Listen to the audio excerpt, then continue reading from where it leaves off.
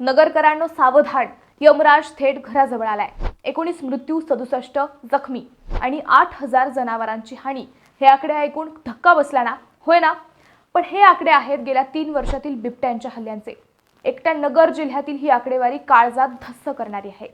विशेष म्हणजे शासनानेही गेल्या 3 वर्षात नुकसान भरपाई म्हणून तब्बल 1,306 लाखांची भरपाई दिली आहे। आता बिबट्याने कोणत्या वर्षात किती हानी केली आहे ते पाहूयात। 2022-23 या वर्षात बिबट्याने केलेल्या हल्ल्यात 4 नागरिकांचा मृत्यू झाला, 5 जखमी झाले तर 3,381 जनावरांची हानी झाली।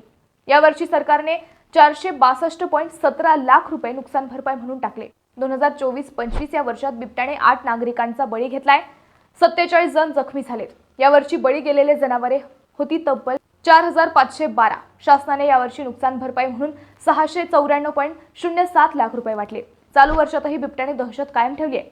आतापर्यंत 7 बळी गेलेत, 15 जखमी झालेत तर 1,261 जनावरांची हानी झाली आहे। आतापर्यंत शासनाने 149.92 लाख रुपये भरपाई दिली आहे। पण खरा प्रश्न आहे, बिबट्यांचा बंदोबस्त कधी होणार? नगरकरांनो सावध रहा, सतर्क रहा।